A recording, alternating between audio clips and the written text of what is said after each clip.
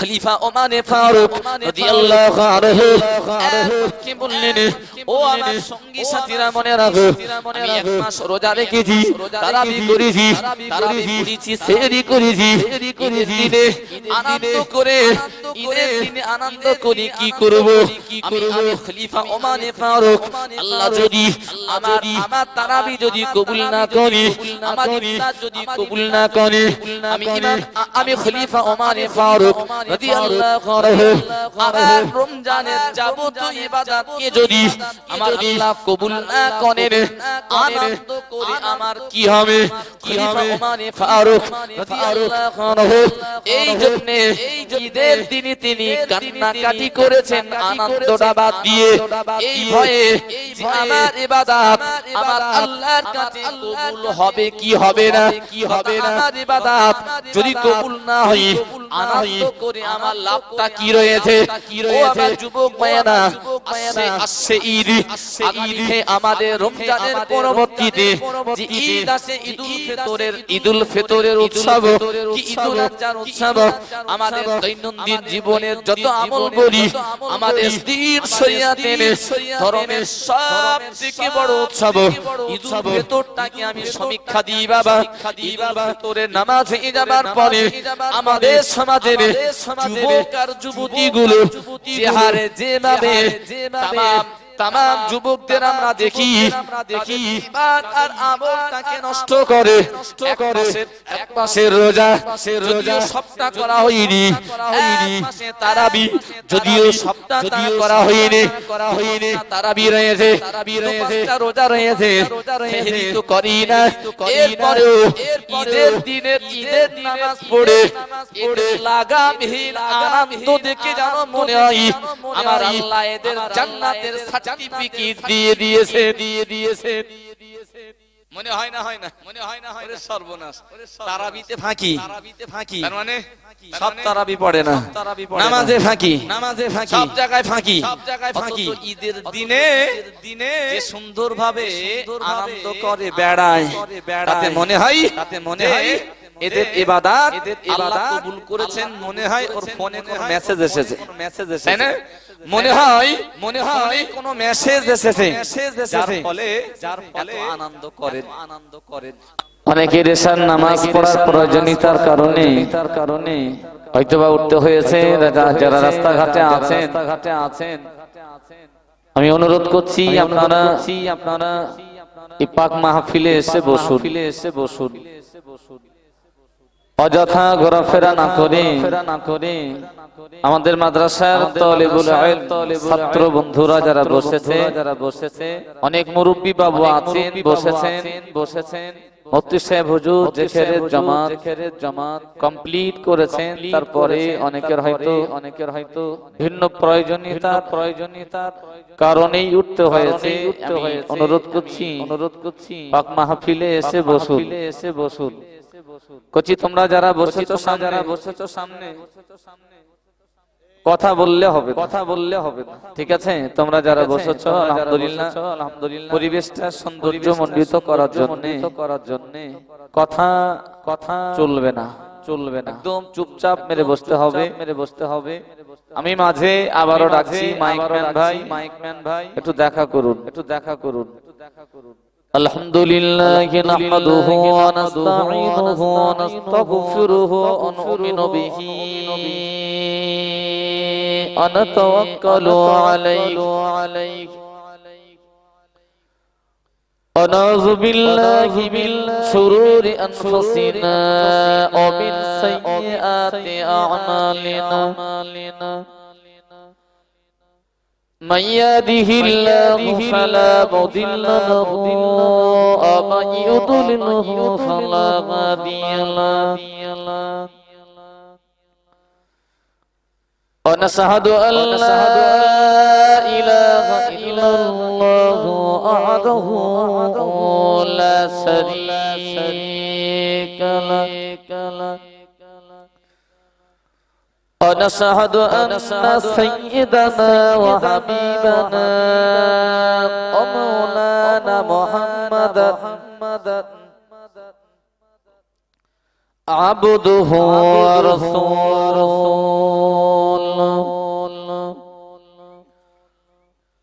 فقد قال الله تعالى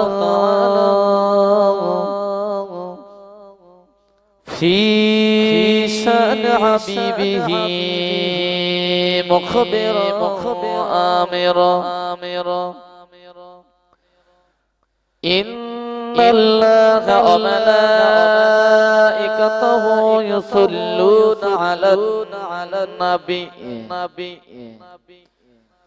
يا أيها الذين آمنوا صلوا عليه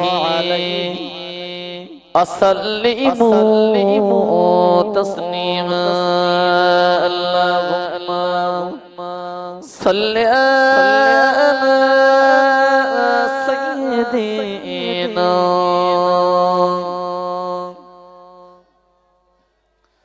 وعلى آل سيدنا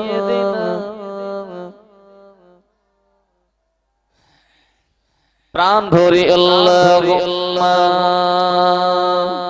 সাল্লি আলা সাইয়্যিদিনা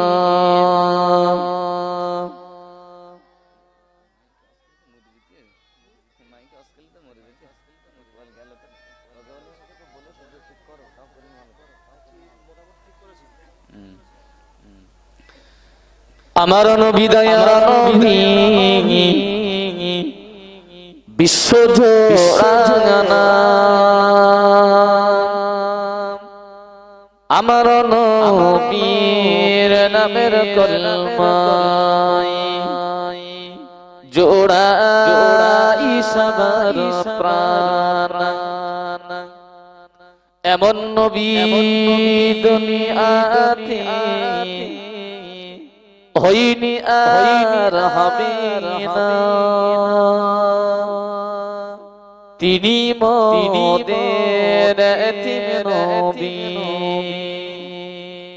তাজদারে মদিনা আল্লাহুম্মা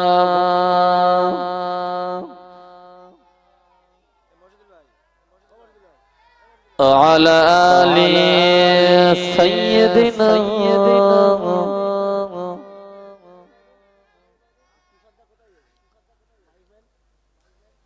দরুদ পড়ো ঘোচক মনের কালো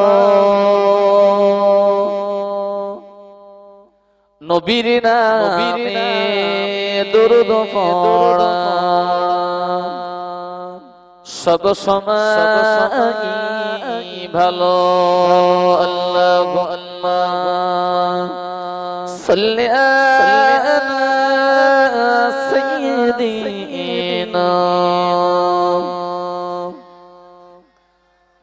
ওয়া আলা আলি সাইয়্যিদিনা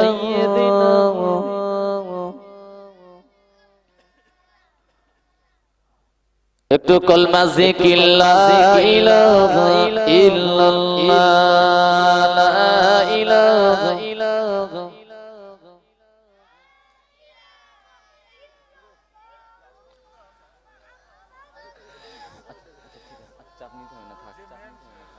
أما بعد فقد قال الله تعالى في كلام المجيد الفرقان الحميد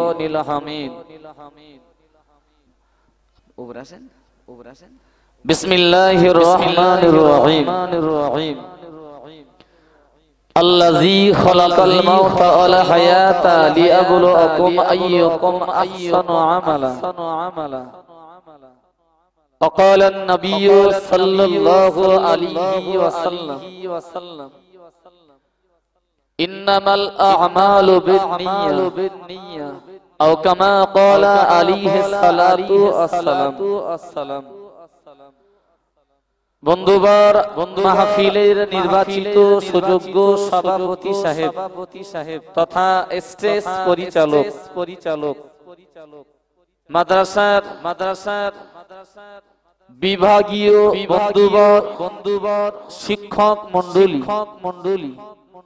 মাদ্রাসার কমিটি বিন্দু দাতা সহযোগী হিতাকাঙ্ক্ষী দরদি বিভিন্ন বয়সের জ্ঞান পিপাসু ধর্ম পিপাসু আল্লাহ ও নবী প্রেমী ভাই ও বাবুগণ নওজোয়ান তরুণ যুবক ভাইয়েরা দূরে দারাজ থেকে মাইকের আওয়াজ শুনতে পাওয়া সম্মানিয়া মমতাময়ী স্নেহময়ী মা ও বোনেরা মাদ্রাসার তালিবুল ইলম ছোট ছোট আমার ছাত্র ভাইয়েরা আল্লাহ পাকের শাহী দরবারে শুকরিয়া আদায় করি যিনি প্রতি বছরের ন্যায় এবছরও এই মাহফিল কায়েম করার তৌফিক দিয়েছেন এবং এই মাহফিলে আমাদের আসার মতো বসার মতো সুযোগ আল্লাহ দিয়েছেন প্রাণ ভরে মহব্বতের সাথে পড়ি একবার আলহামদুলিল্লাহ বিশ্ব নবীর প্রতি অসংখ্য দরুদ ও সালাম মহব্বতের সাথে পড়ি একবার সাল্লাল্লাহু আলাইহি ওয়াসাল্লাম। আমাদের মাইকম্যান ভাই কি মিরাজে গেছে নাকি গেল কোথায় একটু আসতে হবে এই ধরনের সাউন্ডে কথা বললে কষ্ট হয় তাই না? এই জন্য মাইকম্যান ভাই আপনি কোথায় আমি জানি না, মেশিন ঠিক সব আছে কিনা, যদি না থাকে তাহলে আর আসতে হবে না, কষ্ট করে চালায়। আর যদি সব থাকে তাহলে এসে আপনার ঠিক করার লাগবে, কোনো গল্প হবে না, এসে মাইক ঠিক করে দেন শিগগিরই। মেশিন সব ভালো সেটিংস অপূর্ণতা থাকলে ওটাকে ঠিক করে দিন। সন্ধ্যার পর থেকে জিকিরের মজলিসে আপনারা বসে আছেন এবং তার পূর্ব থেকেই বন্ধুবর মাওলানা মুফতি ভাই রজব আলী সাহেব তিনি আসরের মাগরিব পর্যন্ত নসিহত করেছেন। ভাইয়ের বক্তব্য আপনারা শুনেছেন, মুফতি সাহেব হুজুরের নসিহত ও জিকিরের মজলিস সহ এতটা সময় আপনারা পেরিয়ে এসেছেন। আমি কোরআন শরীফের একটি আয়াত পড়েছি, বিশ্ব নবীর পাক জামানে বর্ণিত অগণিত হাদিসের একটি হাদিস তেলাওয়াত করেছি। এর উপরে দাঁড়িয়ে আমার পরবর্তী বক্তা আসার আগ পর্যন্ত কিছু কথা বলার নিয়াত করছি। আল্লাহ বলার তৌফিক দেন, বলুন সবাই আমিন। কোরআন শরীফের যে আয়াত আমি পড়েছি অতি কমন এবং অনেকেরই জানা। এই মাদ্রাসার আঙ্গিনায় যদিও আমরা বসেছি, ইলমের কারখানার আঙ্গিনায় আমরা বসেছি। আমি তাফসীর কারকেরা কোরআন শরীফের এই আয়াতটার ভিন্ন অর্থ সামাজিকতার জন্য ব্যবহার করেছেন। তার মধ্য থেকে আমি একটি উদ্দেশ্যকে প্রস্ফুটিত করার জন্য এই আয়াতটি পড়লাম।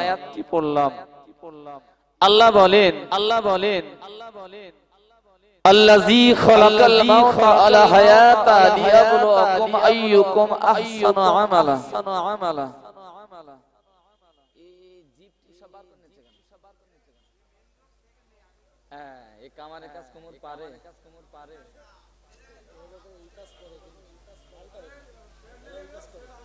আচ্ছা, একটু ঠিক একটু দরুদ শরীফ আল্লাহুম্মা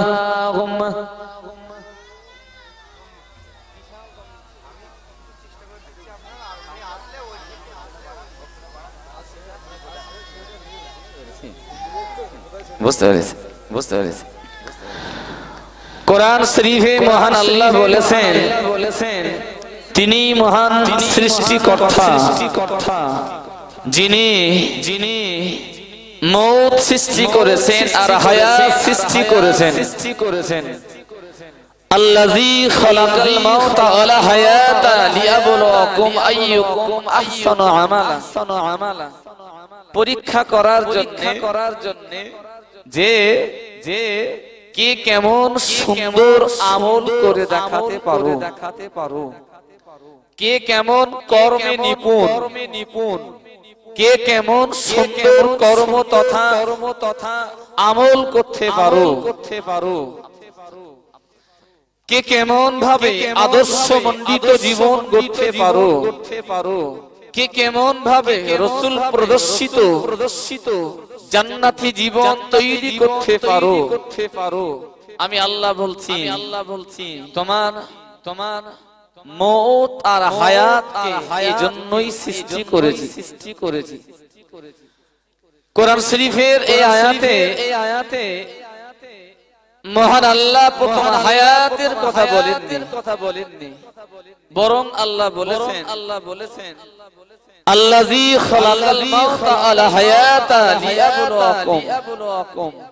সেই আল্লাহ যিনি তোমাদের মওত আর হায়াত সৃষ্টি করেছেন পরীক্ষা করার জন্য।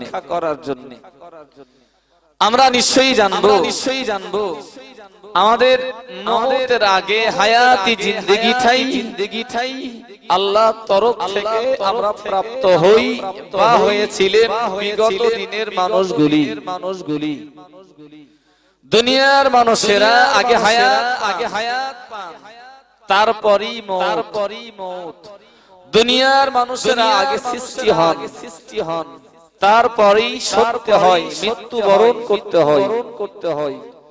দুনিয়ার মানুষ আগে পৃথিবীতে আছে, তারপরে মৃত্যুবরণের মাধ্যমে কবর জীবনে প্রস্থান করেন।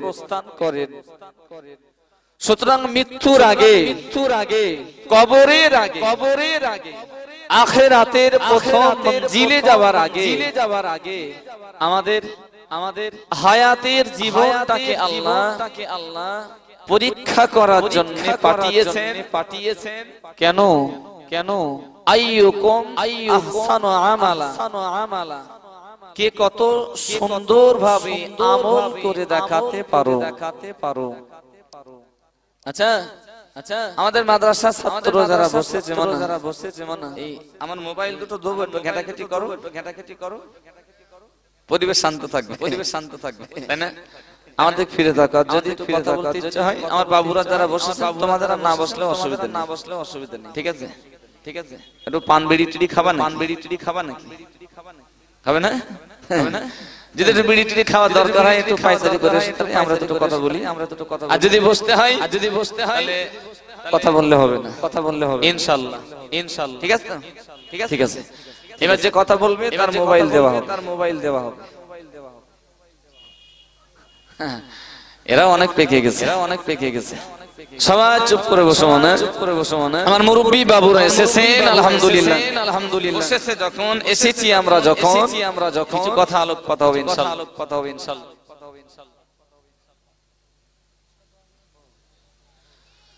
আমি মাদ্রাসার তরফ থেকে কমিটি ভাইদের অনুমতি ক্রমে বলছি আমার যে সমস্ত ভাইয়েরা ফুচকার দোকান দিয়েছেন সন্ধ্যার পর থেকে তো এতক্ষণ শেষ হয়ে যাওয়ার কথা, তাই না? ফুচকা মানে তো পানাও শেষ, ফুরিয়ে যাওয়া শেষ, আমাদের সময় শেষ। আপনাদের বলা হচ্ছে আপনারা দোকানগুলি এবার তুলে নিন। আমি মাদ্রাসার তরফ থেকে বলছি কমিটি ভাইদের অনুমতি ক্রমেই নির্দেশ করবে ফুচকার দোকান আপাতত বন্ধ করতে হবে। দুনিয়া থেকে বিদায় নেওয়ার আগে এই হায়াতের জিন্দেগি তথা আমাদের জীবন দশাটা একটা মারাত্মক পিরিয়ড মনে রাখতে হবে। আল্লাহ বলেছেন আহসানু আমালা, সুন্দর করে কেমন কম বেশি মধ্যম পন্থায় কে কেমন আমল করতে পারেন তার জন্যই তোমাদের হায়াত আর মওত সৃষ্টি করেছি। আসলে দুনিয়ার মানুষের আমলের সৌন্দর্য অসৌন্দর্য এবং মধ্যম পন্থার এই ক্যাটাগরিটা পৃথিবীতে থাকবে বিধায় আল্লাহ সতর্ক করে দিলেন। আমরা দেখি ভাই সাদা ভাই আর মসজিদুল ভাই ফুচকার দোকানগুলো বন্ধ করে দিয়েছো। আমরা দেখি দুনিয়ার মানুষের আমলের ভিন্নতা। চলেন আমি সমীক্ষা দিলে আপনারা বুঝবেন যে হায়াত আর মওতকে আল্লাহ সৃষ্টি করেছেন কে কেমন ভাবে সুন্দর ভাবে তার হায়াতের জিন্দেগিকে সাজাতে পেরেছেন। তবে এখানে একটা শর্ত প্রযোজ্য, যারা দুনিয়ার জীবনটাকে সুন্দর ভাবে সাজাতে পারেন, মৃত্যুর পরবর্তী জীবনটা আল্লাহ অতি সৌন্দর্যমণ্ডিত করে দেন। বলুন সবাই সুবহানাল্লাহ। সুতরাং মওতের পরের স্বস্তির জন্য, মৃত্যুবরণের পরের প্রশস্তির জন্য দুনিয়াটা সুন্দর ভাবে আমাদের পার করার লাগে। আল্লাহ বলেছেন কে কেমন ভাবে সুন্দর জীবন গড়তে পেরেছেন এটা দেখার জন্য আমি আল্লাহ তোমাদের হায়াতের জিন্দেগি দিয়েছি। আমার ভাইয়েরা তিল করে সমীক্ষা দিলে আপনারা বুঝতে পারবেন। ভাই নামাজ সবাই পড়ে, তাই না? সবাই নামাজ পড়ে, কিন্তু এই নামাজের ভিতরে কারো অ্যাটেনশন কম থাকে, কারোর বেশি থাকে, কারোর নামাজে ভুল হয়, কারোর নামাজ সৌন্দর্যমণ্ডিত হয়। কত ধরনের নামাজি ডিগ্রি নামাজি, কিন্তু মসজিদের মুসল্লিদের এই নামাজটাকে যদি আমরা চুলচেরা সমীক্ষা করি, ভাই একটা ক্লাসের সব ছাত্রছাত্রী পরীক্ষা দেয়, সবার প্রাপ্ত নাম্বার সমান হয় না। মসজিদে যারা সবাই নামাজ পড়তে আসে, মনে রাখতে হবে আল্লাহর তরফ থেকে প্রাপ্ত সওয়াবের নাম্বারও সমান হয় না। হবে কি করে? যারা জোহরের নামাজ পড়তে এসেছেন শেষে 2 রাকাত নফল নামাজ না পড়ে অনেকে বেরিয়ে যায়। আছে না নেই? আছে। যারা এশার নামাজ পড়তে এসেছেন কেউ এশার সুন্নতে গয়ের মুআক্কাদা নামাজ ধারাবাহিক পড়ে। যদি কেউ এশার এবং আসরের ফরজ নামাজের আগের সুন্নতে গয়ের মুআক্কাদা সুন্নাত নামাজ না পড়ে তার গুনাহ হবে না। পড়লে সওয়াব।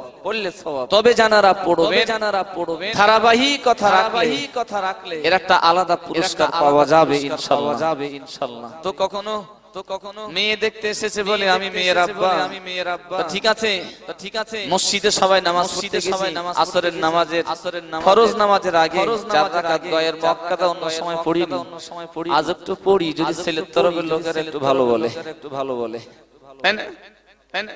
অন্যদিন পড়া হয় না, লোক দেখানোর জন্য আসরের 4 রাকাত সুন্নতে গয়ের মুআক্কাদা যদি কেউ পড়ে ওটা পড়া লাগবে না, যদি লোক দেখানোর উদ্দেশ্য হয়।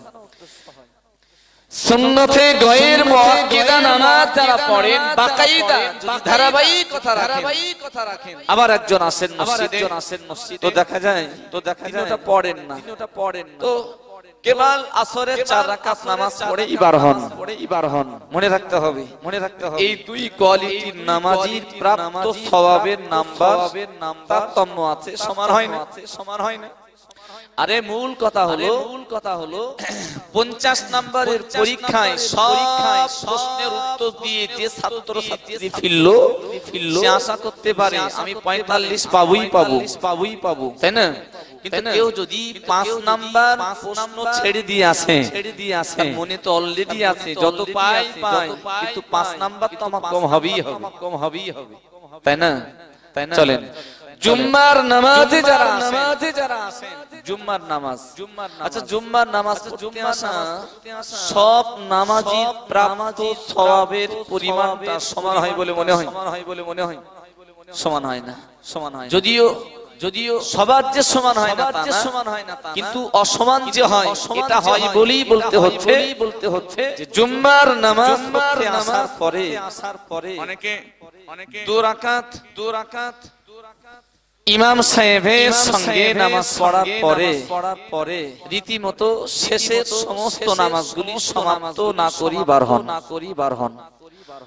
আমার সমীক্ষা হলো ওই কোরআন শরীফের আয়াত দিয়ে সমীক্ষা যে আইয়ুকুম আহসানু আমালা কে কেমন সুন্দরভাবে তার আমলিয়াতের জীবনকে গোছাতে পেরেছেন আমি আল্লাহ তার জন্য এই হায়াত তোমার জীবদ্দশাকে তোমার উপহার দিলাম তাহলে জুম্মার নামাজে যারা আছে সবার প্রাপ্ত নাম্বার সমান না যারা দুরাকাত করে নামাজ পড়ে চলে যান আর যারা আখির জোহর সর্বোপরি শেষ পর্যন্ত নামাজ পড়ে শেষ মোনাজাত করে যান আর যারা দুরাকাত নামাজ পড়ে চলে যান প্রাপ্ত নাম্বার তারতম্য হবে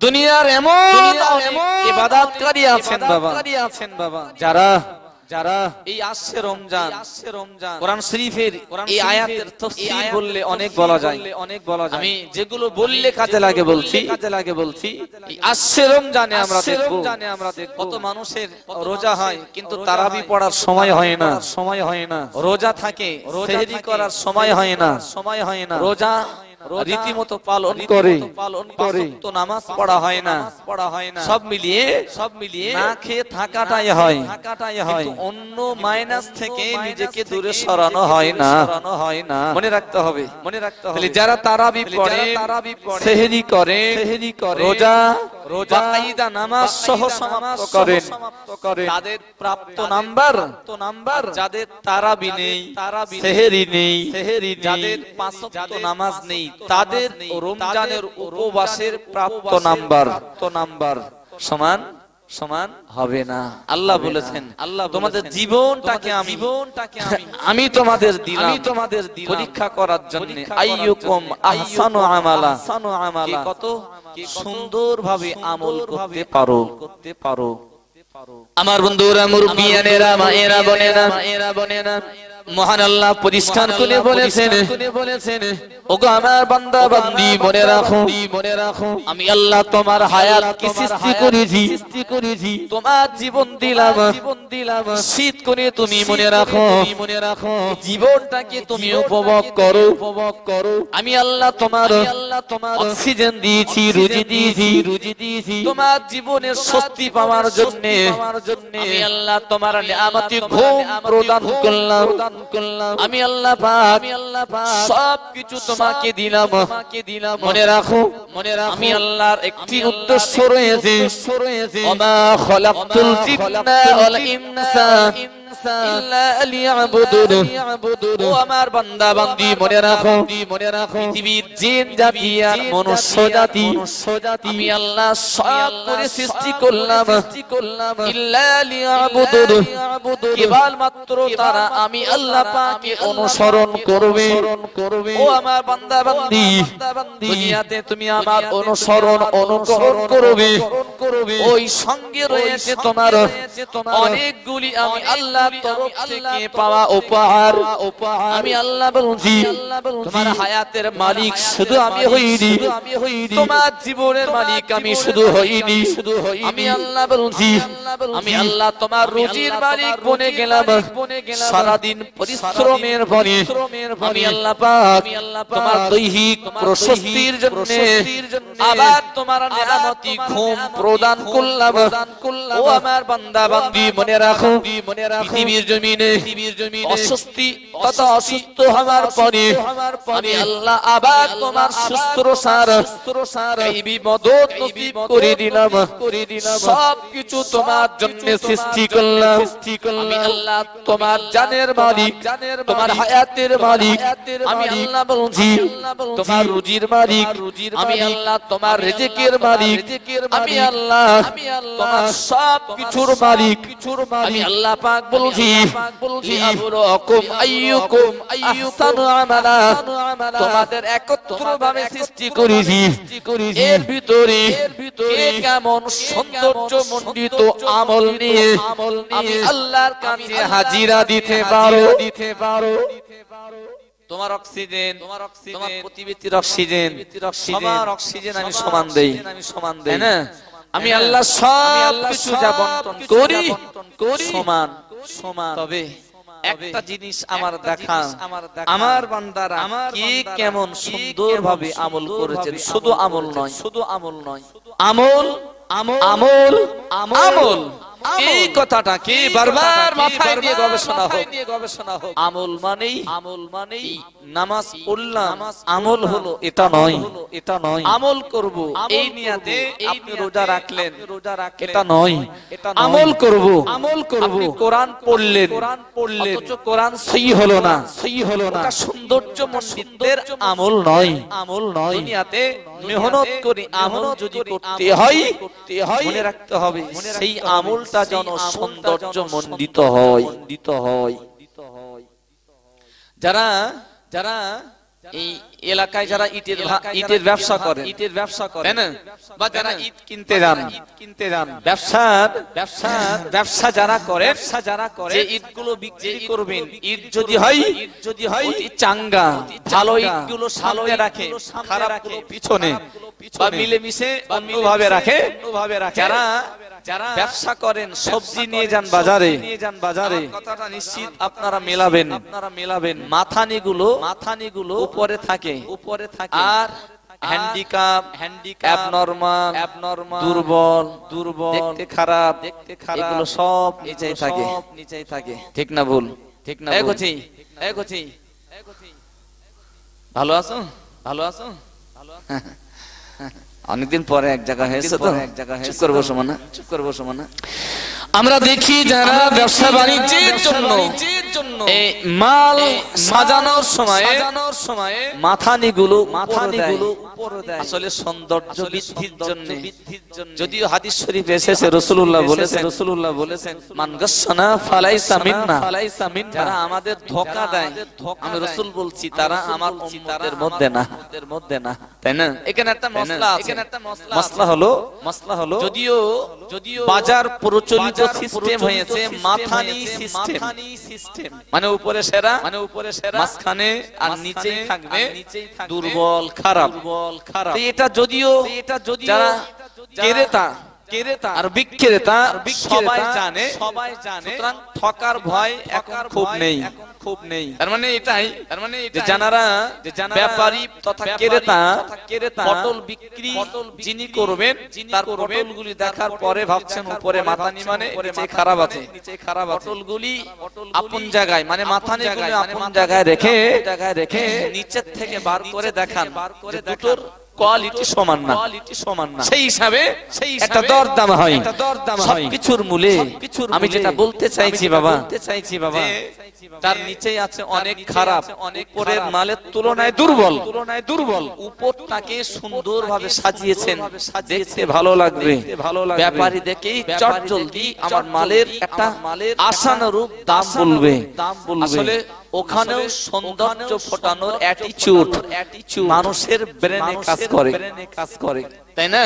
একটা লুঙ্গি কিনতে যাচ্ছেন আমরা দেখি না, সেই পরনের পোশাকটা কেনার সময় 5টা লুঙ্গি হাতে নিল, এটা ভালো না, এটা ভালো, এর থেকে এটা ভালো, এটা পরলে আরো ভালো লাগবে, এই কালারটা আমার স্ত্রী পছন্দ করে, এটা পরলে সে আমার খুব ভালো বলবে। 250 টাকার লুঙ্গি কিনতে গিয়ে ভালোটা চয়েস হয় না। স্ত্রী যখন শাড়ি চেয়েছেন শীত, সেই শাড়িটা চয়েস করার জন্য 5টা 6টা শাড়ি সেরা শাড়িটা আপনার নিতে হবে, সেও নেবে, এইজন্যই নেবে শাড়িটা পরলে জানো সবাই ভালো বলে, ভালো লাগে, সুন্দর দেখায়। 250 টাকা শাড়ি আবার 80 টাকা দামেরও এই সেলের মার্কেটের শাড়ি, ওটাও শাড়ি, 2500 টাকা শাড়িটাও শাড়ি, আবার 200 টাকা শাড়িটাও শাড়ি। কিন্তু কেন টাকা বেশি দিয়ে একটু ভালো শাড়ি পরবেন? কারণ হলো ওটা দেখতে সুন্দর লাগবে তাই, তাই না? তাহলে সমস্ত কিছু একটা সৌন্দর্য আছে। আল্লাহ বলেছেন নিজে সুন্দর, তাই না? মহান আল্লাহ নিজে সৌন্দর্য ভালোবাসেন। লিয়াবলুকুম আইয়ুকুম আহসানু আমালা, আমি আল্লাহ বলছি তোমার আমলটা যেন সুন্দর হয়। পৃথিবীতে এটাও আমি আল্লাহ পরীক্ষার জন্য তোমার পৃথিবীতে পাঠালাম।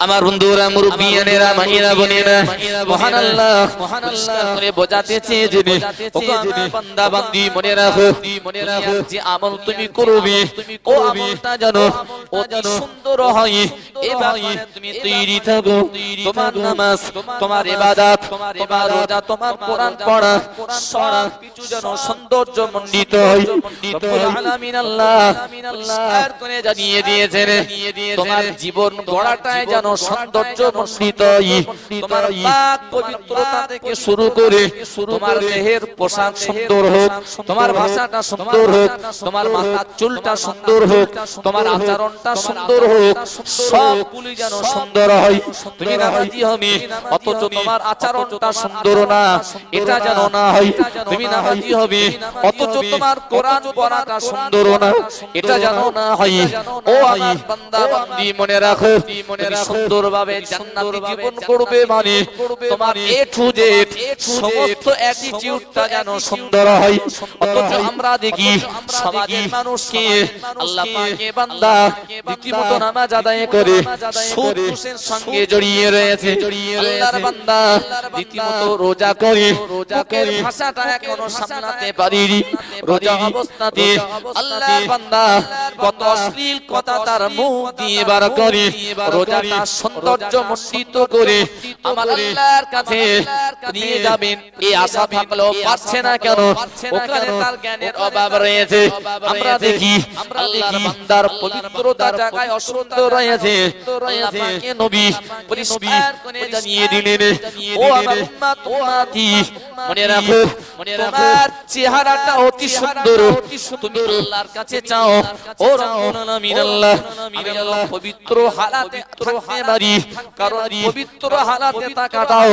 ওটাও জীবনের সৌন্দর্যের একটা পাঠ আল্লাহ পাকে নবী বললেন ও আমার উম্মত উম্মতি তোমার দিকে সুন্দর মনে রাখো মানবীয় চরিত্রটা যেন তোমার সুন্দর হয় তুমি নামাজি নামাজ পড়বার পরে তুমি সমাজের মানুষের সঙ্গে এমন আচরণ করো কেউ তোমার কথায় ব্যথা পায় কেউ বা তোমার আচরণে কষ্ট পায় তোমার সৌন্দর্যের হেরাস ঘটলো নবী আমার বললেন ও উম্মতি মনে রাখো তোমার এ টু জেড সমস্ত 64 বছর জীবনটা সুন্দরে ভরা আদর্শে ভরা সুন্দর তোমার অ্যাটিটিউডে ভরা সুন্দর আমলে ভরা সুন্দর সব কিছু যেন সৌন্দর্য মণ্ডিত ভাবে তোলা হয় মনে রাখো আমার আল্লাহ সুন্দর আর সৌন্দর্যকে তিনি পছন্দ করেন আমার আল্লাহ কিয়ামতের দিনে এই ধরনের ঈমানদার আমলকারীকে বলবেন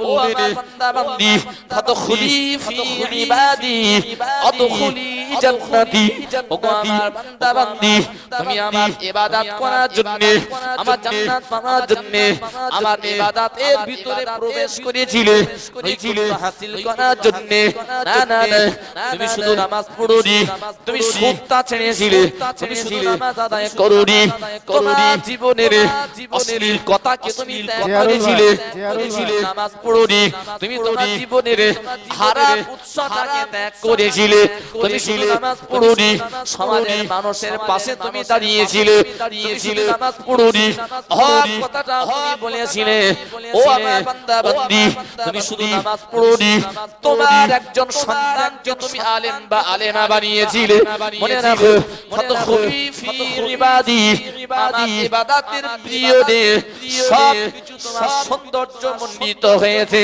আমি আল্লাহ বলছি ও আমার বান্দা বান্দি আদখুলি জান্নাতি আমার জান্নাতের ভিতরে তুমি প্রবেশ করো একটু জোরে বলুন সুবহানাল্লাহ সুবহানাল্লাহ তোমার জিয়ারুল ভাই মশিয়ার ভাই রাজ্জাক মসজিদুল ভাই এক্ষুনি অফিসে চলে এসো মাদ্রাসার সামনে তোমার জীবদ্দশার সব কিছুটাই জানো সৌন্দর্যমণ্ডিত হয় সঙ্গ বললে অনেক বাড়বে চার ইমামের এক এন্তা ভাই চলে এসো ইমামে আযম আবু হানিফা রাহমাতুল্লাহ আলাইহির ও কথাটা অনেকে আপনারা শুনেছেন না বললে নয় একটু বলি তাই না ইমামে আযম আবু হানিফা রাহমাতুল্লাহ আলাইহি তিনি কাপড়ের ব্যবসা করতেন, কাপড়ের ব্যবসা করতেন। তো কাস্টমার কাপড় নিয়ে গেছেন। দোকানদার ভাইরা আপনারা সমস্ত দোকানগুলো বন্ধ করে দেন। দোকানদার ভাইদের আর কোনো দোকান খোলা রাখা যাবে না, আবার সকালে বেচাকেনা করবেন। কাস্টমার কাপড় নিয়ে যাওয়ার পরে গিয়ে দেখছেন সেই কাপড়টাতে নাল ফড়। ফিরে আসলেন ইমাম আজম আবু হানিফা রাহমাতুল্লাহ আলাইহি হুজুরের কাছে, যে আমার এই কাপড়টাতে নাল ফোড়, কাপড়টা পাল্টে দিন। ইমাম আজম আবু হানিফা রাহমাতুল্লাহ আলাইহি সেই কাপড়টা পাল্টে দিলেন, চেঞ্জ করে দিলেন। কাস্টমার চলে যাবার পরে ইমাম আজম আবু হানিফা রাহমাতুল্লাহ আলাইহি আল্লাহর কাছে রোনা জারি করেছিলেন। আমার বন্ধুরা, মুরব্বিয়ানেরা, মায়েরা, বোনেরা, কথাটা অনেকের জানা, তবুও কোরআন শরীফের ওই আয়াতটির সঙ্গে সুন্দরভাবে মিল স্থাপন করে ইমাম আজম আবু হানিফা রাহমাতুল্লাহ আলাইহি তিনি তার আমলিয়াতে জীবন গড়েছেন। বাবা, চার ইমামেরা কি ইমাম আজম আবু হানিফা রাহমাতুল্লাহ আলাইহি পাওয়া গেল কাস্টমার নাল ফোঁট যুক্ত ওই কাপড়টা রেখে চলে গেছেন, পাল্টে নিয়ে গেছেন ভালো শাড়ি। ইমাম আজম আবু হানিফা রাহমাতুল্লাহ আলাইহি আল্লাহর শাহী দরবারেতে তুলে রোনা জারি শুরু করলেন। আল্লাহ পৃথিবীর কাস্টমার শাড়ি কিনে নিয়ে যাবার পরে তার ভিতরে টাকার পরে ওটা ফেরত দিয়েছে আল্লাহ।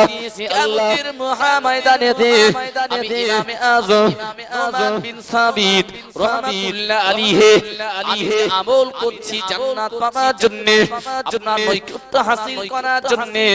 ও রব্বুল আলামিন আল্লাহ যদি আমলের ভিতরে আপনি নাল ফড় পেয়ে যান, আমলের ভিতরে যদি খুঁত পেয়ে যান, ওই আমলটাকে যদি আপনি ফেরত দেন, সেই দিনে আমি ইমাম আজম নোমান বিন সাবিত রাহমাতুল্লাহ আলাইহি সেদিন কি হবে? ইমাম আজম আবু হানিফা রাহমাতুল্লাহ আলাইহি এই টেনশনে রোনা জারি শুরু করলেন। ও আমার বন্ধুরা, মুরব্বিয়ানেরা, তরুণ যুবকেরা, ইমাম আজম আবু হানিফা রাহমাতুল্লাহ আলাইহি সাধারণ মানুষ ছিলেন না বাবা। তিনি ইন্তেকালের আগে একবার তার কবরের ভিতরে নিজে কোরআন খতম করেছেন। ইমাম আজম আবু হানিফা রাহমাতুল্লাহ আলাইহি তিনি 70 বারের অধিক বিভিন্ন মতে যদিও মতান্তর রয়েছে আল্লাহ পাকের কাবা জিয়ারত করেছেন বাবা। ইমাম আজম আবু হানিফা রাহমাতুল্লাহ আলাইহি মাগরিবের নামাজের সময় ওযু করতেন, ইশার নামাজ পড়ে নিতেন। আবার ওই ওযুতে ইমাম আজম আবু হানিফা রাহমাতুল্লাহ আলাইহি ফজরের নামাজটাও তিনি পড়ে নিতেন। একটু জোরে বলুন সুবহানাল্লাহ। সেই ইমাম আজম আবু হানিফা রাহমাতুল্লাহ আলাইহি এক ওযুতে এত দীর্ঘক্ষণ ধরে পাক হারা থেকে তো নামাজ আদায় করেছেন বাবা। কবরে যাবার আগে ওই কবরে বসে নিজে জাহান্নাম থেকে বাঁচা ভয়ে, জাহান্নাম থেকে বাঁচার আশায় ইমাম আজম কোরআন খতম করেছেন, আল্লাহর কাবা জিয়ারত করেছেন। সেই ইমাম আজমের ভিতরে সুন্দর আমল আল্লাহর কাছে নিয়ে যেতে পারবো কি পারবো না, এ ব্যাপারে তারা আল্লাহর তরফ থেকে ভয় তৈরি হয়ে গিয়েছিল। আমি আপনাকে বোঝাতে চাইছি দুনিয়ার জমিনের যে আমলটা আমাদের তৈরি হোক, ওই আমলটা একদিকে ভয়ে ভরা আমল, অন্যদিকে ও আমলটা যেন সৌন্দর্য মণ্ডিত হয়। চার খলিফার এক খলিফা উমর ফারুক রাদিয়াল্লাহু আনহুর কথা শুনেছেন বাবা। খলিফা উমর ফারুক রাদিয়াল্লাহু আনহু ঈদের দিনেতে রীতিমতো তিনি কান্নাকাটি করেছেন। ঈদের দিনে, ঈদুল ফিতরের দিনে সমস্ত যুবকেরা বাবা কান্নাকাটি না করে ঈদের দিনে হাসাহাসি করে, আনন্দ করে, উৎফুল্ল করে। খলিফা উমর ফারুক রাদিয়াল্লাহু আনহু ঈদের দিনে তিনি আনন্দ না করে কান্নাকাটি শুরু করলে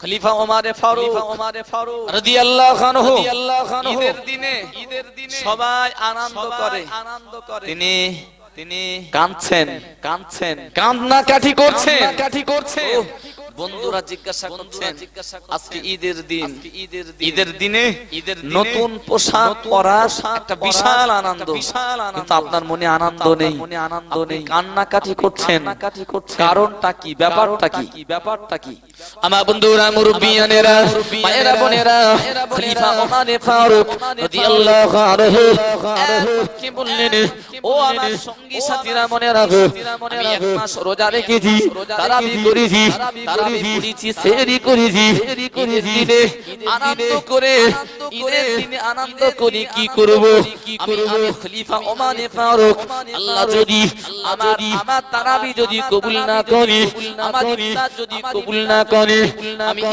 আমি খলিফা ওমরে ফারুক রাদিয়াল্লাহু আনহু আমার রমজানের যাবতীয় ইবাদতকে যদি আমার আল্লাহ কবুল না করেন আনন্দ করে আমার কি হবে খলিফা ওমরে ফারুক রাদিয়াল্লাহু আনহু এই জন্য ঈদের দিনে তিনি কান্নাকাটি করেছেন আনন্দটা বাদ দিয়ে এই ভয়ে আমার ইবাদত আমার আল্লাহর কাছে কবুল হবে কি হবে না আমার ইবাদত যদি কবুল না হয় আনন্দ করে আমার লাভটা কি রয়েছে ও আমার যুবক ভাইয়েরা আসছে ঈদে আমাদের রমজানের পরবর্তীতে যে ঈদ আছে ঈদুল ফিতরের উৎসব কি ঈদুল আজহার উৎসব আমাদের দৈনন্দিন জীবনের যত আমল করি আমাদের দ্বীন শরিয়াতের ধর্মের সবথেকে বড় উৎসব ঈদুল ফিতরটাকে আমি সমীক্ষা দিই বাবা ঈদুল ফিতরের নামাজে যাবার পরে আমাদের সমাজের যুবক আর যুবতীগুলো যে হারে যেভাবে তামাম যুবকদের আমরা দেখি ইবাদত আর আমলটাকে নষ্ট করে এক মাসের রোজা যদিও সপ্তাহ করা হয়নি এক মাসে তারাবি যদিও সপ্তাহ করা হয়নি তারাবি রয়েছে রোজা রয়েছে সেহরি তো করি না এরপরেও ঈদের দিনের ঈদের নামাজ পড়ে লাগামহীন আনন্দ দেখে যেন মনে হয় আমার আল্লাহ এদের জান্নাতের সার্টিফিকেট দিয়ে দিয়েছে মনে হয় না ওরে সর্বনাশ তারাবিতে ফাঁকি তার মানে সব তারাবি পড়ে না নামাজে ফাঁকি সব জায়গায় ফাঁকি ঈদের দিনে যে সুন্দরভাবে আনন্দ করে বেড়ায় তাতে মনে হয় এদের ইবাদত আল্লাহ কবুল করেছেন মনে হয় ওর ফোনে কোন মেসেজ এসেছে তাই না মনে হয় কোন মেসেজ এসেছে যার ফলে আনন্দ করেন আমার বন্ধুরা মুরব্বিয়ানেরা মায়েরা বোনেরা কোরআন শরীফের যে আয়াত আমি পড়েছি বাবা অবশ্যই কোনে মনে রেখে দিবি পরিষ্কার করে জানিয়ে দিয়েছেন তোমাদের জীবনটাকে তৈরি করেছি আইয়ুকুম আহসানু আমালা কে কত সুন্দরভাবে আমল করতে পারো রাধানগর মাদ্রাসা ছাত্রবৃন্দ এরা আমাদের ছাত্র আর যারা এই মাদ্রাসার শিক্ষক রয়েছেন বাবা মাদ্রাসার পরিচালন কমিটি মাদ্রাসার জমিদাতা হিতাকাঙ্ক্ষী দরদি সবার তো টার্গেট আছে বাবা এখান থেকে কিছু হাফেজ কোরআন বার হবে এখান থেকে মাওলানা বার হবে কেন কি উদ্দেশ্য রয়েছে আমাদের না আল্লাহর সাথে কমিউনিকেশন করিয়ে দেওয়ার জন্য যদি একজন হাফেজে কোরআন বানাতে পারি ওই ছেলেটা কোরআন মুখস্থ করবে শুধু তাই নয় কোরআনের খিদমত করবে অন্য মাদ্রাসায় আমার তো ভালোই লাগে এই মাদ্রাসায় শুধু নয় তাম পশ্চিম বাংলার জমিনে আমাদের যতগুলি মাদ্রাসা রয়েছে আহলে সুন্নাতুল জামাতের সব মাদ্রাসাগুলি সুন্দর একটা ফলাফল আপনাদের বলছি বাবা এই রাধানগর মাদ্রাসার শিক্ষক যারা রয়েছেন এই শিক্ষক একটা সময়ের এক পিরিয়ডে জামিয়া রহমানিয়া ছাত্র ছিল, কেউ বা এখানকার ছাত্র ছিল, কেউ বা হাড়োয়া মাদ্রাসা ছাত্র ছিল। এটাই তো আমাদের ফলাফল। সেই রাধানগর মাদ্রাসার রীতিমতো শিক্ষকের খাতায় নাম তুলল। একটু জোরে বলুন সুবহানাল্লাহ। এটাই তো আমাদের ফলাফল, এটাই তো আমাদের উদ্দেশ্য। বাবা খাদিজাতুল কুবরা বালিকা মাদ্রাসা অল ইন্ডিয়া সুন্নাতুল জামাতের উচ্চ র্যাঙ্কের বড় প্রতিষ্ঠান তথা মেয়েদের বড় প্রতিষ্ঠান, ওটা আমাদের গর্ব। খাদিজা মাদ্রাসা ছাত্রীবৃন্দ যারা ওখান থেকে পড়াশোনা শেষ করেছে, বুখারী ফারে হয়েছে, ওই মেয়েগুলি দক্ষিণ কুরুনি মাদ্রাসার শিক্ষিকা হয়েছে। জীবনতলা, জীবননেসা, বড় গোবরা আর সংগঠনের যত মাদ্রাসা আছে বাবা, সব জায়গার এই শিক্ষিকাগুলি তারা খাতায় নাম লিখিয়েছে। অথচ তারা আমাদের ছাত্রী ছিল। দক্ষিণ কুরুনি বালিকা মাদ্রাসা, সেই মাদ্রাসায় যারা পড়াশোনা করছে বাবা, আর এক বছর পরে দেখবেন ওখান থেকেও এরা ফারেক হওয়ার পরে কেউ বা ওখানকার শিক্ষিকা বেনে যাবে, কেউ বা খাদিজার শিক্ষিকা বেনে যাবে, কেউ বা জীবনতলার বেনে যাবে, কেউ বা জীবননেসা, কেউ বা বড় গোবরা, কেউ বা আয়েশা সিদ্দিকা মাদ্রাসার শিক্ষিকা বেনে যাবে। আমি আপনাকে বলছি বাবা, এটাই তো সমাজের মানুষের উদ্দেশ্য আর টার্গেট। আল্লাহ পাকে পৃথিবীতে সুন্দর আমলকারী আর আমলকারিনীকে আমার আল্লাহর দ্বীন শরিয়াতের জন্য উপহার দেওয়া। একটু জোরে বলুন সুবহানাল্লাহ। জমিদাতা, শিক্ষক, মাদ্রাসা কমিটি আর যারা সার্বিকভাবে সহযোগিতা করে, সবার টার্গেট কি? আসলে সমাজের কিছু ভালো ছেলে উপহার দেওয়া। কেউ যোগ্য ইমাম হবেন, কেউ যোগ্য মাওলানা হবেন, কেউ যোগ্য বক্তা হবেন। আর এই হওয়ার ফলে সে নিজেকেও আমল করবার ব্যাপারে সৌন্দর্য মণ্ডিতের করে নিয়ে যাবেন সঙ্গে গোটা সমাজকে সে ইসলামের আলোয় করবেন। তার মানে একটা মাদ্রাসা তৈরি করা মানে, একটা মাদ্রাসা চালনা মানে, একটা মাদ্রাসা প্রতিষ্ঠা করা মানে সমাজের আল্লাহ পাকের বান্দা বান্দীদের সুন্দরভাবে আমলিয়াত শিক্ষা দেওয়া, ওর মাধ্যমে সে নিজেও তৈরি হবে। বাবু আমরা দেখি তো অনেক মানুষ আছেন যারা এখনো কোরআন শরীফ পড়তে পারে না, অথচ নামাজ পড়ে। আছে না নেই? কোরআন শরীফ পড়তে পারে না, কিন্তু নামাজ পড়েন। কোরআন শরীফ পড়তে পারে না, অথচ হজ থেকে ফিরে এসেছেন, মানে হজ করা কমপ্লিট। কোরআন শরীফ পড়তে পারে না, অথচ আলহামদুলিল্লাহ তার অন্যান্য পারিপার্শ্বিক অনেক ইবাদত আছে। আমার বক্তব্য পৃথিবীর যত ইবাদত আছে আল্লাহ ও রাসূলের সন্তুষ্টিকরণের লক্ষ্যে তথা জান্নাত পাওয়ার আশায় এমন কোন ইবাদত নেই যে ইবাদতের সঙ্গে কোরআন জড়িত না। যে ইবাদতের সঙ্গে কোরআন জড়িত না এমন কোন ইবাদত নেই। মাদ্রাসার তালিবুল ইলম এরা কোরআন পড়বে, সাধারণ মানুষের কোরআন পড়া সমান হয় না। আমি বলছিলাম না, নামাজ সবাই পড়ে, কিন্তু প্রাপ্ত নাম্বার, সবের প্রাপ্ত নাম্বার সবার সমান হয় না। আমাদের টার্গেট, আমাদের এই ছেলেগুলো হাফেজ কোরআন হবে, এরা মাওলানা হবে, এরা নিজেরা আল্লাহ পাকের সন্তুষ্টিকরণের সেই পথগুলি চিরুনি তল্লাশি করবে, সমাজকে বার্তা দেবেন, মেসেজ দেবেন।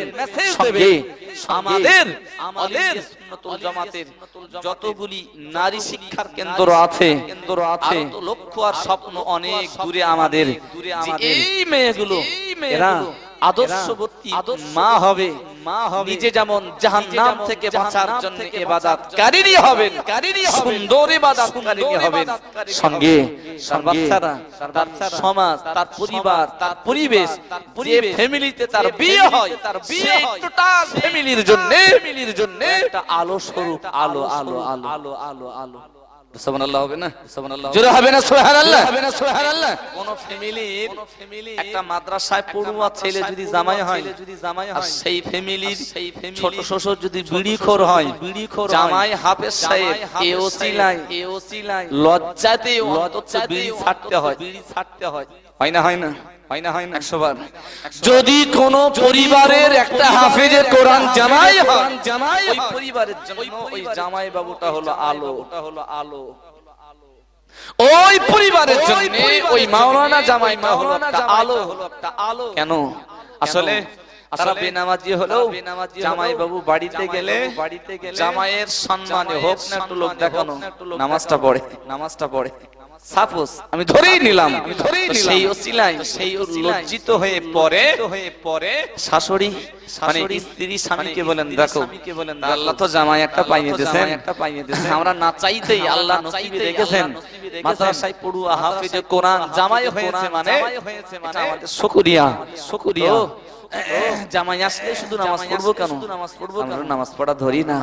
কত ফ্যামিলি নেবেন ঠিক এই ওসিলায় হাফেজ মাওলানা জামাই হবার ফলে সেই পরিবারের টোটাল কন্ডিশন ইসলামের আলোকে ভরপুর হয়েছে।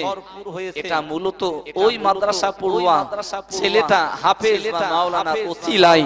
বলুন সবাই সুবহানাল্লাহ। একজন মেয়ে, একজন নারী, একজন মা, সে যখন তার পরিবারের গৃহবধূ সাজে, মেয়েটাকে কুবরা বালিকা মাদ্রাসা থেকে ফারেগ হওয়া মেয়েটাকে তরুণী বালিকা মাদ্রাসা ছাত্রী, মেয়েটাকে বড় গোবরা চিশতিয়া মাদ্রাসাতুল বানাতে ছাত্রী, মেয়েটাকে জীবনতলা জীবননেতা আয়েশা সিদ্দিকা ছাত্রী। জানেন যে ফ্যামিলিতে যায়, আমার অনেক জেনারেল বন্ধু এমন আছে যারা এই মাদ্রাসা পড়ুয়া মেয়েদের রীতিমতো জীবন সঙ্গী করার পরে তারা জেনারেল বন্ধু, অথচ আজ তাদের দেখলে আপনার মনে হবে ও একজন মাওলানা, কারণ মুখে দাড়ি, সঙ্গে 5 ওয়াক্ত নামাজ পড়ে, সঙ্গে জীবন সঙ্গিনী যোগ্য আলেমা হওয়া ওসিলাতে সে রীতিমতো তার জীবনের অনেক অভ্যাস ত্যাগ করেছে। পরিবারের জন্য একটা আলেমা নারী তার জ্যোতি, একটা আলো স্বরূপ। বলুন সবাই সুবহানাল্লাহ। আমার বন্ধুরা, মুরব্বিয়ানেরা, মায়েরা, বোনেরা, অল ইন্ডিয়া সুন্নাতুল জামাতের সবথেকে বড় স্বপ্ন হলো এটাই, আল ইলমু নূরুন। ও আমার বান্দা বান্দি, আল্লাহ পাকের নবী বললেন, ও আমার উম্মতি মনে রাখো, এটা হলো জ্যোতি স্বরূপ, আলো স্বরূপ। আমল আমি করব, আমল আপনি করবি, সমাজের আর একজন আমল করবে, তার আমলটা ভুল হোক, আর একজনের আমলটা ভুল হোক, আমার আমলটা ঠিক হোক, এই চিন্তা না করে বাবা রাসূলুল্লাহ ওই হাদিস নবী বললেন, বললিগু আন্নি আলা আয়া, আমার তরফ থেকে যদি একটা বাক্য পরিমাণের শব্দ, যদি একটা বাক্য পরিমাণের জ্ঞান যদি তোমার ভিতরে তৈরি হয়ে ওটা তুমি সমাজে প্রচার প্রসার করো, অল ইন্ডিয়া সুন্নাতুল জামাতের উলামাগণ, উলামা পরিষদের আলেমগণ, অল ইন্ডিয়া সুন্নাতুল জামাতের এই কথা ধরি রাধানগর গ্রামের যারা এই মাদ্রাসার সুখ দুঃখের ভাগীদার, সুন্নাতুল জামাতের সুখ দুঃখের ভাগীদার, সবার তো টার্গেট এটাই, না একা শুধু জাহান্নাম থেকে বাঁচবো না, বরং টোটাল পরিবার, টোটাল গ্রাম, টোটাল সমাজ, টোটাল হানাফি মাযহাবের অনুসারী, টোটাল কুরআন শরীফের মতাদর্শের মানুষগুলোকে জাহান্নামের হাত থেকে বাঁচাতে হবে। ইমানদার মুসলমানকে জাহান্নামের হাত থেকে বাঁচানোর জন্য, তাদের আমলকে সৌন্দর্যমণ্ডিত করার জন্য সবথেকে বড় সম্পদ হলো তাদের শিক্ষার আলোয় নিয়ে আসা, এডুকেশন দেওয়া, ইলম দেওয়া, শিক্ষা বিতরণ করা। এর ফলে বাংলার মানুষের আমলের সৌন্দর্যটা দেখতে পাওয়া যাবে। একটু জোরে বলুন সুবহানাল্লাহ।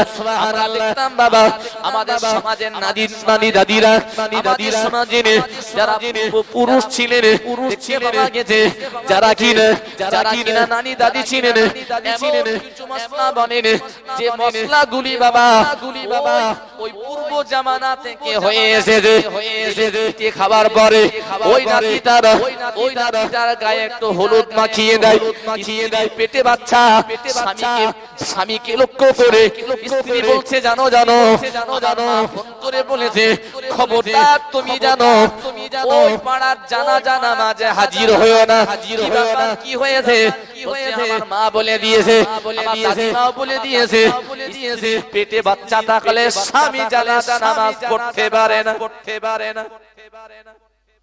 কিছু বলেন আছে না নেই? এই মশলা আছে, ওরে সর্বনাশ। মাঝে মাঝে ফোন আমাদের আছে। এই তো গত সপ্তাহখানি আগে বলছে হুজুর ব্যস্ত আছেন। না শিগগির বলো। বলছে এই ব্যাপার আমার শাশুড়ি মেয়ের সাথে বলে দিয়েছে যে তুমি যেন জানাজার নামাজ পড়তে যেও। কেন? আসলে 6 মাস পেটে বাচ্চা তো, তাই স্বামীর জানাজা নামাজ পড়াটা ঠিক না। আচ্ছা, আপনারা যারা একটু বয়োজ্যেষ্ঠ মুরব্বী আছেন, বয়প্রাপ্ত আছেন, কোনদিন এরকম মসলা পূর্বে শুনেছিলেন কোন আলেমের মুখে, যোগ্য আলেমের মুখে স্ত্রীর পেটে বাচ্চা থাকলে স্বামী জানাজা নামাজ পড়তে পারে না, তাই না? যদি শুনে থাকি নানি দাদি যারা বড় মুক্তি সেজেছেন, তানাদের মুখে আমাদের স্বপ্ন, আমাদের টার্গেট, আদিম যুগের মশলাগুলোকে কবর দিতে হবে। হবে না? তার জন্য নারী শিক্ষার প্রয়োজন আছে না?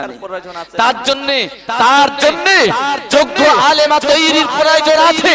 তার জন্য সমাজে, রান্নাঘরে, ঘরের ভিতরে, উনানের কাছে, সর্বোপরি পুকুর ঘাটে গিয়ে পানি আনতে গিয়ে 500 ফুটির পানি আনতে গিয়েও যেন শরীয়তের চর্চা হয়, তাই না?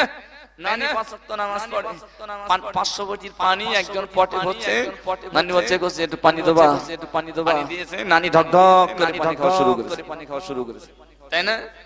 নানি জানে না দাঁড়িয়ে পানি পান করতে নেই। আমরা আজ থেকে 20 বছর পরে যারা নানি হবে, এই নানিদের তৈরি করতে চায়, এরা যেন এখন থেকে শুধু নয়, বরং আমাদের ছাত্রীদের দ্বারা সমাজের আলো অলরেডি ছড়িয়ে পড়েছে, আগামীতে আরো পড়বে বলো ইনশাআল্লাহ। জানেন, আলহামদুলিল্লাহ, এখানে আমাদের হাবিবা তৈয়বা আর বাবু এখানে রয়েছেন। দক্ষিণ বরুণী বালিকা মাদ্রাসা ছাত্রী, আমাদের খাদিজাতুল কোবরা বালিকা মাদ্রাসায় আর মেয়ে পড়িয়েছেন। আমাদের রিপোর্ট আছে বাবা, রিপোর্ট জানেন তারা বাড়ি গিয়ে রীতিমতো তার পরিবারের অনেক মাইনাস দূর করেন। ভাই আব্বা মাকে নামাজি বানানো, তার পরিবারের কাউকে বিড়ি সিগারেট দূর করানো, সর্বোপরি অশ্লীলতা, আরো অসামাজিকতা ইসলামের আলোকে অনেক ছাত্রী বাড়ি গিয়ে রীতিমতো তার জ্ঞানের আলোকে কবর দেন। আর অভিভাবিকা এসে বা ফোন করে আনন্দ সহিত বলে, জানো তোমাদের মাদ্রাসার ফলাফল, আমার মেয়ে বাড়ি এসে এই কথা ভালো কাজ করলো, তখন বুকটা 5 হাত হয়, তখন আনন্দ হয়। যখন দেখি আমাদের ক্লাস 7 এ পড়া, ক্লাস 6 এ পড়া, ক্লাস 8 9 এ পড়া মেয়েরা বাড়ি গিয়ে রীতিমতো তার পরিবার, তার সমাজকে ইসলামের আলো বিতরণের কোন অপশন রেখেছেন এবং অসামাজিকতাকে কবর দিয়েছেন। যখন শুনি আমরা জামিয়া রহমানিয়ার কোন ছাত্রের দ্বারাই মেলা বন্ধ হয়েছে, যখন আমরা শুনি বা শুনবো রাধানগর মাদ্রাসার ছাত্রগুলি তারা বাড়ি গিয়ে একদল মদ খেত, একটা পাড়ার এক কোণে তাদের আড্ডাখানা ছিল, আড্ডাটা ভেঙে দেয়নি, তাদের বুদ্ধি জ্ঞানের আলোকে খাওয়া বন্ধ করে দিয়েছে। যখন আমরা শুনবো রাধানগর মাদ্রাসার ছাত্ররা তারা বাড়ি গিয়ে তাদের পরিবার, তাদের সমাজকে জ্ঞানের আলোকে মসজিদ মুখ করাতে পেরেছেন মানুষদের আমাদের গর্বের একটা কারণ হয়ে যায়। এটাই তো আমাদের টার্গেট। আমল নিজে করুক কেউ তা নয়, তাই না? বরং তার ইলমের আলোকে আমল করার উৎসাহ শুধু যোগানো নয়, বরং আমলটা যাতে সুন্দরভাবে করতে পারেন সেই রসদটা যোগানো।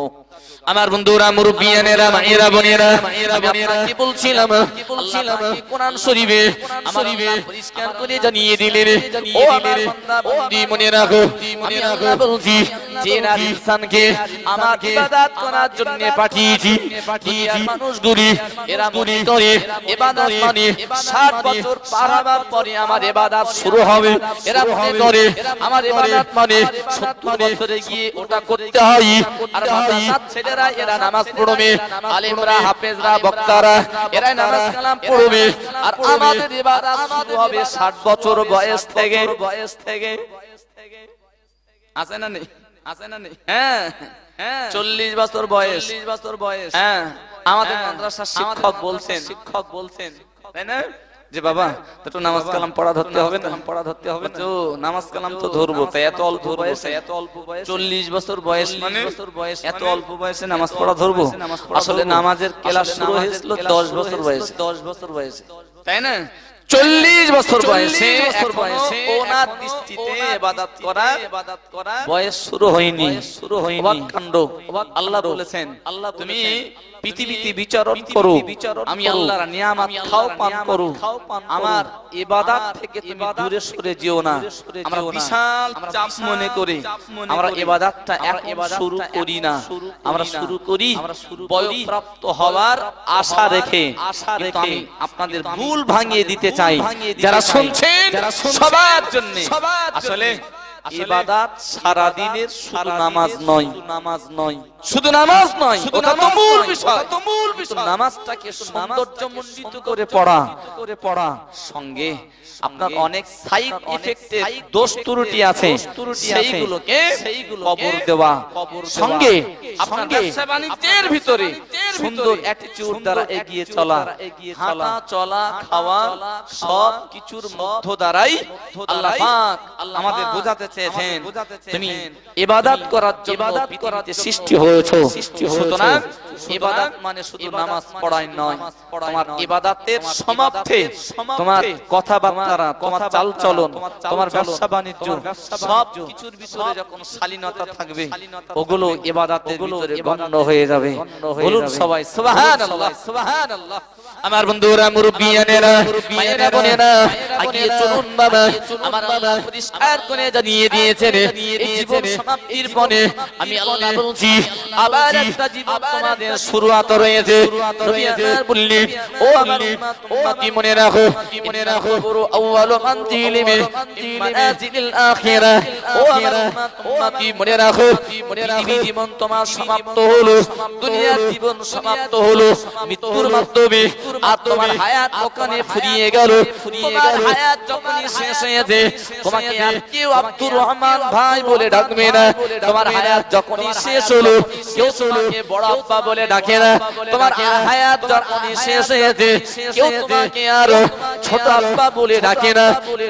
তোমার লাশ নামে পরিচিতি, আর ওটাইকেই লোকেরা নাম ধরে ডাকে, কথা লাশ বলে ডাকে। আমরা নিশ্চয়ই করি দেখি সমাজের এই চিত্রটা, কেউ মারা যাওয়ার পরে তার নাম না ধরে বরং লাশ কোথায় আছে, লাশের গোসল দেওয়া হয়েছে কিনা, লাশ হসপিটাল থেকে ফিরেছে কিনা, এই ব্যাপারে আমাদের সমীক্ষা হয় বাবা। এক কথায় নাম না ধরে ওই ব্যক্তিটার লাশ বলে বিবেচিত করা হয়। বললেন, তোমার এই জীবনের হায়াতের জিন্দেগিটাকে যদি তুমি সুন্দরভাবে তৈরি করো, এবার বিদায় নিয়ে চলে যাবে। ও আমার উম্মতি, আখিরাতের প্রথম মঞ্জিলে তোমার কবর জীবন শুরু হলো।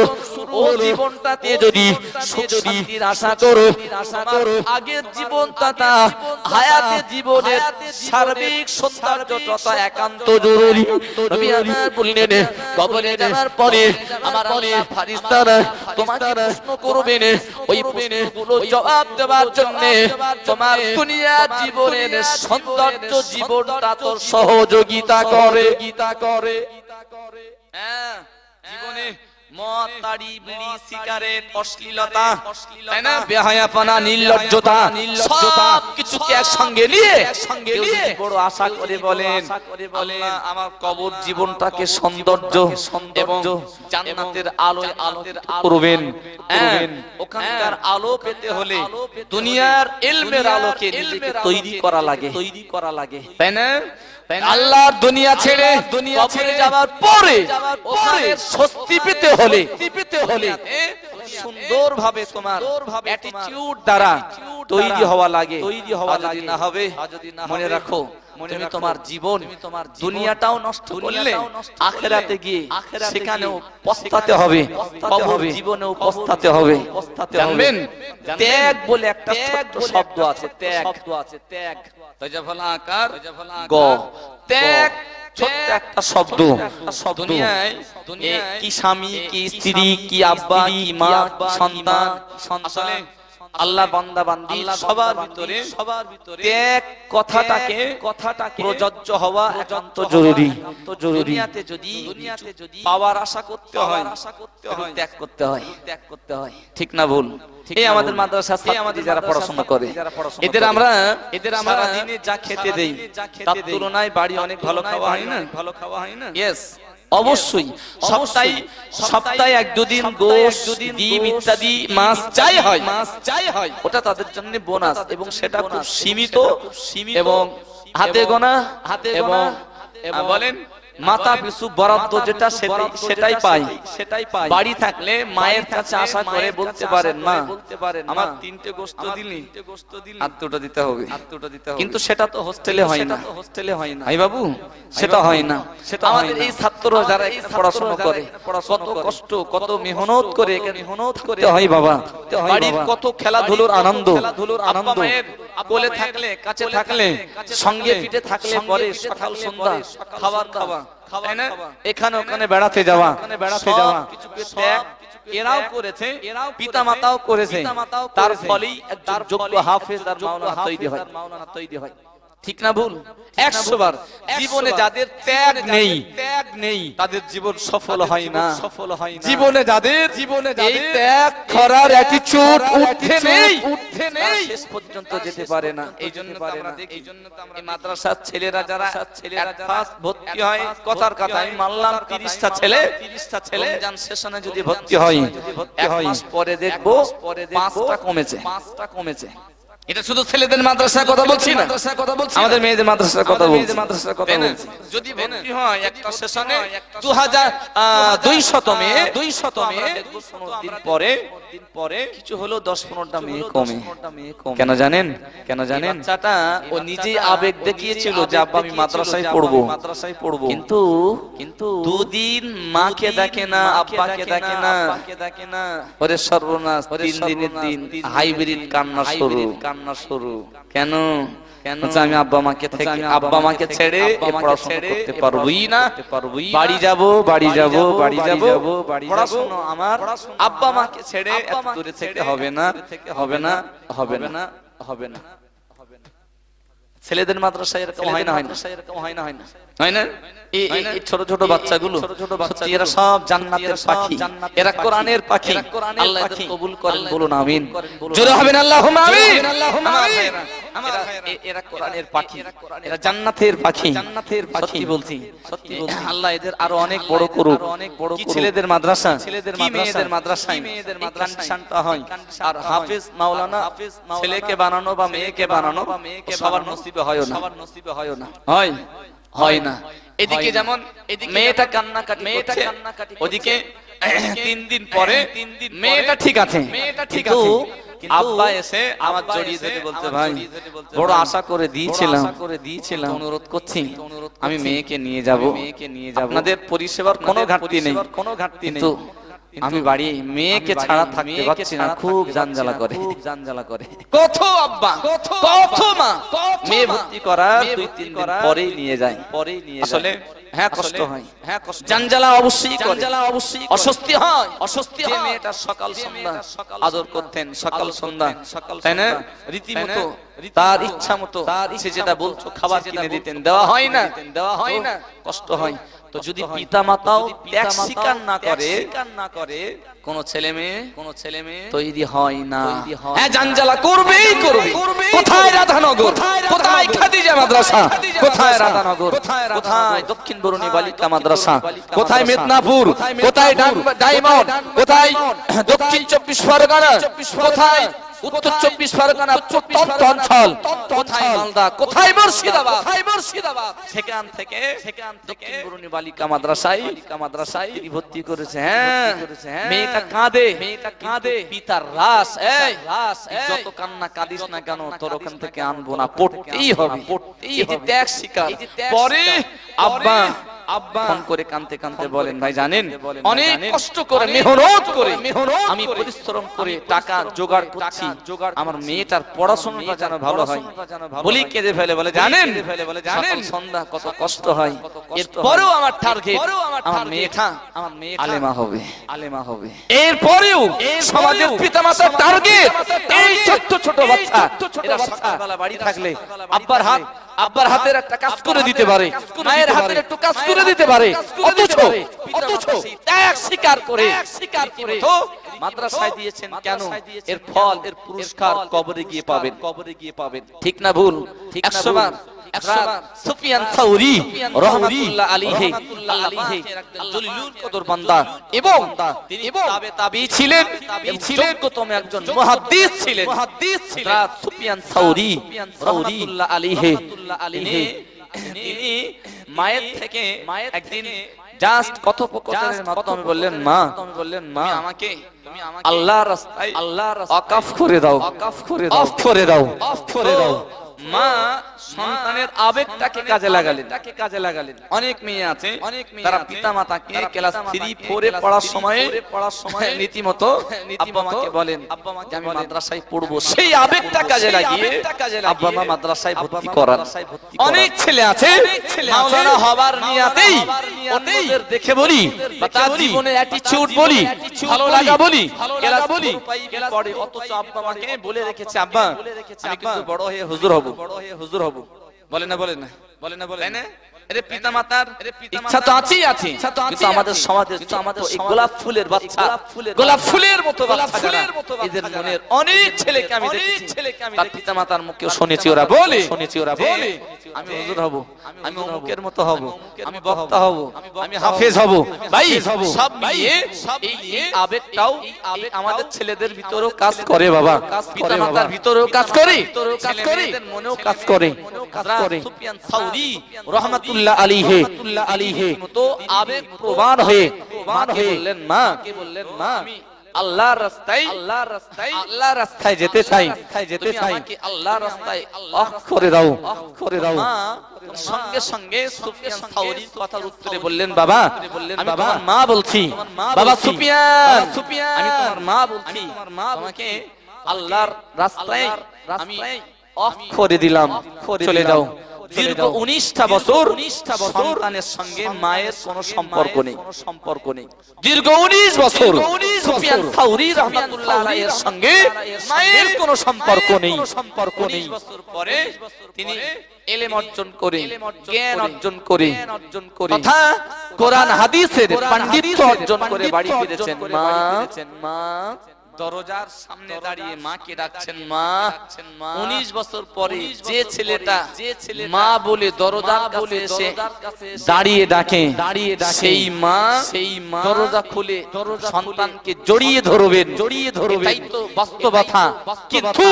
কিন্তু সুফিয়ান সাউরী রাহমাতুল্লাহ আলাইহির আম্মাজানকে আড়ালে রেখে বললেন, বাবা দরজাটা তো খুলবই না, সঙ্গে আমি তো তোমাকে আল্লাহর রাস্তায় ওয়াকফ করে দিলাম, যে জিনিস আল্লাহর রাস্তায় ওয়াকফ করে দেওয়া হয় সেই জিনিস আর ফেরত নিতে নেই বাবা। সুফিয়ান সাউরী আমি তোমার দেখতে চাই না, তোমাকে আল্লাহর রাস্তায় দিয়েছিলাম, তুমি আল্লাহর রাস্তায় রয়েছো, সঙ্গে সন্তানও চলে গেলেন। আমার সমীক্ষা ত্যাগ স্বীকার করেছেন সন্তান, ত্যাগ স্বীকার করেছেন সুফিয়ান সাউরী রাহমাতুল্লাহ আলাইহির আম্মাজান। আমার বন্ধুরা মুরব্বিয়ানেরা মায়েরা বোনেরা একটু ধরিয়ে দিই সুফিয়ান সাউরি রাহমাতুল্লাহ আলাইহি তিনি ইচ্ছা করতেন মা যদি অখাত করে দিলেন বলে সন্তানকে আজ চোখে দেখতে চান না আল্লাহ রাস্তায় সন্তানকে দিয়েছেন বলে আর সন্তানকে ফেরত দিতে চান না সন্তান যোগ্য মুহাদ্দিস তৈরি হয়ে গেছেন সন্তান যোগ্য আলেম দ্বীন তৈরি হয়ে গেছেন বাবা হযরত সুফিয়ান সাউরি রাহমাতুল্লাহ আলাইহি মা বলে ডাকার পর রীতিমতো মা জবাব দেননি সঙ্গে ছেলেটা চলে যাচ্ছেন হযরত সুফিয়ান সাউরি রাহমাতুল্লাহ আলাইহি তিনি ইচ্ছা করতেন মাকে তো জোর করে বলতেন ও আমার আম্মা জানা দীর্ঘ 19টা বছর আমি তোমাকে দেখি না ও আমার আম্মা জানা আমি সুফিয়ান সাউরি রাহমাতুল্লাহ আলাইহি দীর্ঘ 19 বছর তোমার চোখে দেখা হয়নি এখন সামনে এসো মুখটা দেখে যাই ও মা তোমাকে একটু দুনয়নে দেখে যাই মা ত্যাগ স্বীকার করেছেন হযরত সুফিয়ান সাউরি রাহমাতুল্লাহ আলাইহি ত্যাগ স্বীকার করেছেন তাই তো আজ হযরত সুফিয়ান সাউরি রাহমাতুল্লাহ আলাইহি কিতাবে স্থান পেয়েছেন তাবাতাবিনের লিস্টে তার নাম রয়েছে বাবা ত্যাগ স্বীকার করলে পরে আল্লাহকে পাওয়া যায় ত্যাগ স্বীকার করলে পরে জান্নাত পাওয়া যায় দুনিয়ার ভিন্ন ত্যাগ যদি স্বীকার করা হয় আল্লাহর নৈকট্য হাসিল করা সম্ভব হয় ত্যাগ স্বীকার করলে একজন সন্তানকে আপনি কোরআন তৈরি করা যায় ত্যাগ স্বীকার করলে পরে একজন মেয়েকে আলেমা তৈরি করা যায় ও আমার বন্ধুরা ত্যাগ স্বীকার করলে পরে দুনিয়ার কর্মটাকে আপন জায়গায় রেখে জোহরের নামাজটা পড়ে নেওয়া যায় ত্যাগ স্বীকার করলে পরে সচ্ছলতাকে কবর দিয়ে হালাল ইনকাম দ্বারা সুন্দরভাবে জীবনটাকে গড়া সম্ভব হয় সব কিছুর মূলে ত্যাগ স্বীকার শরীয়তের জান্নাতি জীবন গড়ার একটা অপশন নারায়ে তাকবীর নারায়ে তাকবীর নারায়ে তাকবীর নারায়ে তাকবীর সিলায়ে মুজাদ্দিদুস সামা সিলায়ে ফুরফুরা শরীফ নারায়ে তাকবীর ছাত্র বৃন্দ শিক্ষক বৃন্দ মাদ্রাসার কমিটি বৃন্দ হিতাকাঙ্ক্ষী দরদি বৃন্দ অল ইন্ডিয়া সুন্নাতুল জামাত নারায়ে তাকবীর পর্যন্ত বলি আমি সমাপ্ত করছি আমাদের স্টেজ পরিচালক ভাই আছেন পরিচয় দেবেন সভাপতির কাজ তিনি হক আদায় করে সুন্দর করে বলবেন আমি দাবি করছি দূরে দারাজে আছেন আপনারা কি তাহাজ্জুদের নামাজ পড়ে আসবেন নাকি ঈশান নামাজ অনেক পড়া হয়েছে তো যদি কেউ মনে করেন না তাহাজ্জুদের নামাজ পড়ে আসবেন হুজুর তখন আবার বাড়ি পৌঁছে যাবেন ইনশাআল্লাহ বাড়ি পৌঁছে যাবেন যদি নিয়াত থাকে এই মাদ্রাসা রাঙ্গিনা আপনার আশার নিয়াত পূর্ব থেকে থাকে একটু আসুন বসুন আমাদের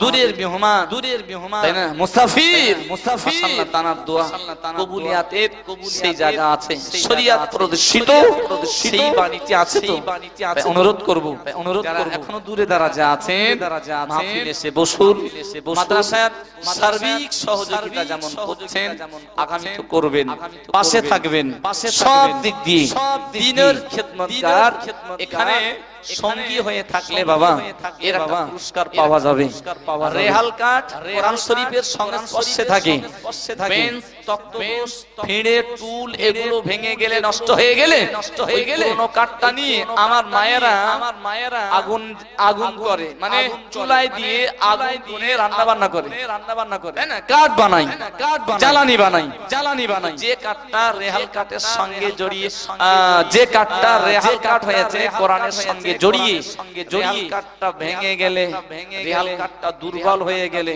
আমাদের সমাজের কোন মা ওটাকে চুলোয় দিয়ে আগুন তৈরি করে রান্না করেছে রিপোর্ট আছে নাকি তাই না দেয় না ছোট্ট কাঠ হলেও কোরআনের সংস্পর্শে থাকার ফলে তার একটা সম্মান ইজ্জত আছে না নেই তাই না কোরআনের প্রতিষ্ঠানের সঙ্গে জড়িয়ে থাকলে পৃথিবীতে যেমন সম্মান হবে কোরআনের সঙ্গে কোরআনের প্রতিষ্ঠানের সঙ্গে জড়িয়ে থাকলে বাবা হয় যুক্তি দিয়ে বুদ্ধি দিয়ে পরামর্শ দিয়ে উপস্থিতি দিয়ে সার্বিকভাবে সহযোগিতা করে যদি সহযোগী হওয়া যায় আমার আল্লাহ কবর সম্মান দেবেন মিজানে হাসরে আল্লাহ আমাদের সম্মান দিয়ে দেবেন ইনশাআল্লাহ।